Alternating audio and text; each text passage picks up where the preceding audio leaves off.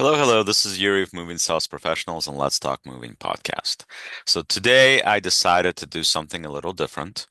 Normally, as you all know that watch this podcast, I have multiple guests on. I bring on people that are industry professionals. I bring people from UK. I bring people from various countries. I've had somebody from Australia. I had people from Europe, and I'm going to continue doing that throughout. But I wanted to reflect a little bit today about the industry as a whole, where we are and where we're headed potentially.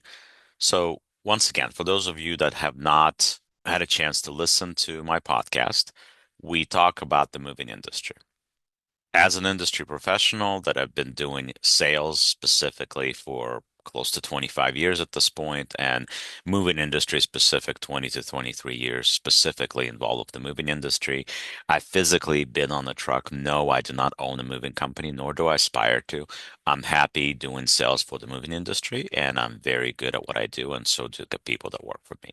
So, um, I also own Moving Sales Professionals, which is a call center for the moving industry. We have clients throughout the United States, and we also have clients in UK, and we've had clients in Canada before. So we cover UK, we cover Canada, we cover the United States, continental United States. We haven't had anybody in Hawaii, and we haven't had anybody in Alaska. But, you know, never say never, right? But anyway, so getting back to what we're talking about, this summer is a little feels a little odd. It seems like there's enough work, but at the same time, it also seems like there's plenty of companies that are dropping their rates sooner than they should. And by that, they're affecting the rest of us that are trying to provide the service and try to do the best we can this time of year, right? So is it a good idea to drop your prices? I think you have to look at two factors. Factor number one, are you looking to have more work or and hence more money, or are you looking to do less work and make more money per job? That's a very interesting question because ultimately, if, for example, currently your profit margin, hypothetically speaking, let's say you're making $200 per job. That's your profit after everything. After you pay the guys, after you pay your salespeople, after you do your marketing, after everything, right? Let's say you're making $200 for a job that you guys go out and do, right? What's the best? For you to have four or five of those jobs a week, or for you to have 10 jobs but have a lower profit margin? So you got to look at that and see what you're trying to do. Moving industry, whether you're a call center like myself or whether you're a moving company, if you don't have good people doing the work for you, you're not going to be very successful. So your guys, if they don't get enough work, they're going to leave and they're going to go somewhere where they're going to get that work, right? So you got to look at that. If you don't have good professional people, your business is not going to go very far. I feel like sooner or later we will have a rebound where people are going to spend money on moving. And I can't say that the moving is not taking place. I'll even take it farther. I'm moving my office into a different office space literally this week coming up. And I'm also going to be doing a home move probably in about a month, month and a half or so. So I'm going to be going through that stuff physically myself, being involved in the process of moving a small office and moving a household, right? So people are still moving. There's definitely movement happening. We can definitely tell that it's happening. But the problem is the margin of competition because, like I said, there's people that are dropping prices that are offering, for example, I'm based in Virginia, Maryland, DC area. So I get a chance to see a good portion of my clients are in this area. So I get a chance to see what's happening there. And you have companies that are dropping way below where you're like, how are they making this even happen? Right. So companies like that, yeah, of course, part of it is going to be companies that are not licensed, that don't have the same expenses as the rest of you guys do.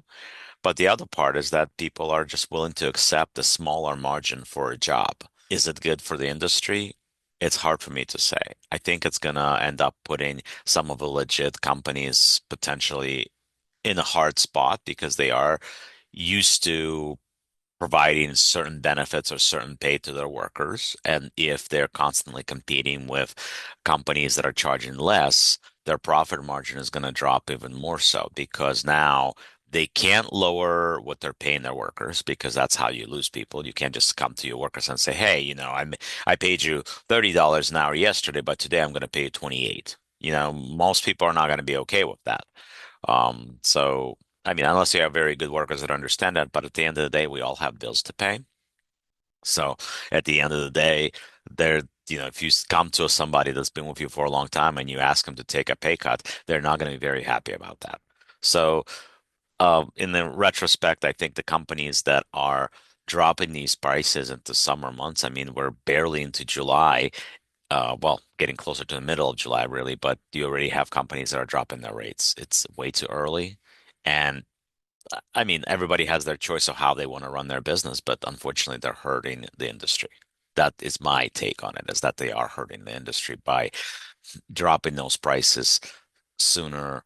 I mean, they might do okay for themselves for a short amount of time, but as a whole, it's going to hurt everybody, unfortunately. So I feel like we need to stick to our guns and we need to provide valuable service and we need to provide value to the people more so than low price because that's what ends up hurting. I mean, you're always going to get people that aren't going to go for cheap, but we all know what cheap clients look like, feel like, sound like, and we all know how much of a mess and how complicated that's going to be on the day of the move. So that's another thing that you got to watch out for. But as far as everything else, I do feel that social media is the path. More and more companies are going the route of social media. More and more companies are engaging SEO, and less companies are spending money on lead providers. And I think that that's the way to go because either it's going to force the lead providers out or it's going to force the lead providers to provide better service. If they're not making as much money, they're going to be forced to provide a better product. Because if they're not providing a good product and they're still making money, what's going to force them to provide a better product? I think we need to force their hand as an industry and we need to make them provide a better product. So I think everybody's willing to pay for leads that you have chance of booking, but nobody wants to pay for leads that are not converting. And it doesn't matter how good or how bad your salespeople are. If the leads are crap, the leads are crap. Then there's nothing you can do about it. I can tell you right now for one of my companies in Virginia, we got Angie's and we're converting, I don't know, like out of the batches of leads that are coming through there, I'd say we're probably lucky if we're anywhere near about 5% maybe, that used to be the industry standard way back in the day, 20 years ago, but that's not something that's expected today in 2026. So we need to force the industry's hand in that regard. We need to force lead providers to provide something better because that's one thing. The other thing too that I've noticed specifically with Angie's is the fact that they don't screen quality movers like they used to. So you have movers that are squeaking through that are not licensed all the time, left and right. So if you're talking to your customers that are coming from Angie's, advise them of that. Let them know, hey, there are companies now in here that are not licensed to operate, that are not providing good work, that are not protecting you. So please do your research. I think right now we're in a spot where we need to educate our clients a lot more than we've had to in the past. So that's one of the other things that we need to do. Regardless, that's where we are, I think, today as an industry. And there's things that we need to continue working on. There's things that we need to grow with. And of course, moving sales professionals, we're here to provide true professional sales experience for your clients and for you as a company. So we're here to book the jobs for you. We're here to take inventories. We're here to be as accurate as possible. We're here to still hold them by the hand on the day of the move if needs be, something that none of our clients will do. At this point, we have been in the industry longer than anybody else. We are the longest running call center in the US, period. Nobody has been around as long as us. A lot of you will remember OnQ. Well, OnQ opened up 10 months before we did, and OnQ is not around, obviously, anymore. We still are. So, if you're looking for sales and if you're looking for somebody that's going to provide professional service that understands the industry more so than just talking to the client and more so than just getting the price, but actually do it the right way, provide proper information, communicate to your customers the way that they should be communicated to, the way that they should be treated, and at the same time, having your interest in mind, we're the company for you. So reach out to moving sales professionals. Talk to us. If you're interested in taking part in a podcast, please reach out as well. You can go to our website. You can go to our Calendly link. You can schedule a time to talk about doing business with you. We can talk about getting you on the podcast. And we're, of course, we're going to continue working hard to educate people in the industry. And that is absolutely 100% what we are focused on. That's what I'm focused on. The goal of this company has always been to provide professional sales service to the moving industry, and of course, professional customer service to your clients. So, thank you for joining us and take a listen from me, Yuriy Margolin, the owner of Moving Sales Professionals, and the Let's Talk and the host, your host here at Let's Talk Moving Podcast.